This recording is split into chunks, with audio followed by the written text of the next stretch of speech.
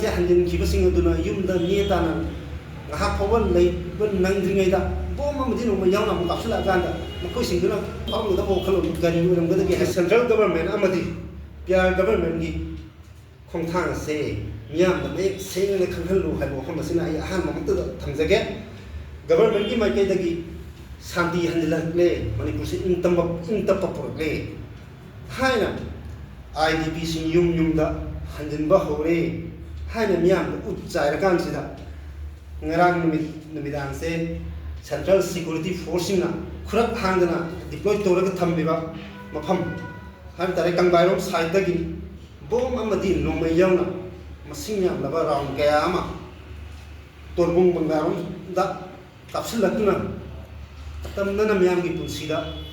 singarpa miyam adu halage mata gu singarpa kapakpa haibase matau garamna landam sida santi hanjile haibase haido juno hauzik ekhoi lamdam sigi miyam sina ngasidagi sahi ahum hazula kadorba matam sidida mayum makai thalonga tongan ba relief camp singda changda pham dor kandal leini bai khoi idp sing se masa gi yumda handala pa matamda ngarang se khoi na media gi sinau sing phongira phagi matungina khara handile habagi record ama sunna phangjai hai bangrang se handin khibasing aduna yumda netana ngahak phawal lei ban nang dringai da bom ma mudin ma yauna mu kapsula ganda makoi singduna makoi gi wakhal da leiram godo ba makoi gi wakhalun makoi gi thamoi da phawal da bo khalun gari uram godo ge habse yamna ekoi khan da ba ma sangi maramdi bom kapsula aban do no mai kapsula ganda karam mina makoi gi wakhalun du normal uram godo ri no ba adugi mathakta sum khoi sing do krai dale ri bano har ganda yamna wana saba maset tumba maset masa masu sing lai asu tambagi natraga ana yeki tongan ba problem kaya ma face or ganda koi se idp oina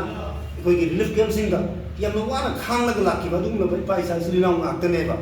makoi sing do phoram ga da ba makoi gi thmoi do phoram ga da sentiment do kari oi gi da gi hai se koi khan thaba ma sangi hai hiram sing matang da central government amadi manipur gi governor gi lengak sina yamna munna khan thabir kanda sigum laba mathong hukta ba thaba se makhata na muk tawdana na gi damakta ngarang ya sigum laba thodok asida chenari ba do pungni fulpan ni manung da fara kanda myang khangna ain yo badan di bi ga da ni ha se ngasi manipur mai tai pangal welfare organization gi mai kai da gi thamjage loina ekoi myam marata central government amadi pr government pr administration government na social fencing ma khana na ba hotnari base ekhoi na kaidum de yaba ngamloi maramdi lamdam si saukhatpa nungaiba santi leba adu lamdam ma purangna ba hona ba matamda ekhoi masen lamdam si da leminari ba kanglu khuding sen nuksi sanana leiraba matamda ta ekhoi gi lamdam se mang da saukhatpa ka ba ngamgani maramaduna ekhoi gi social fencing khana na ba central amadi state lengak na hotnari base ekhoi na kaidum de yaba ngamloi maramaduna hariba thogdok sing ase makhata na thokdana ba gi damak amadi idp sing si mumai da hanna ba gi damak ta central government amadi pr government na makoi ye ekoi ga takna ba khujun thorang amagi makhada makoi yum da hanna ba athu bu matam da arrangement do bi gi da ni hai bo khom ase manipur mai te pangal welfare organization ni side gi thamjage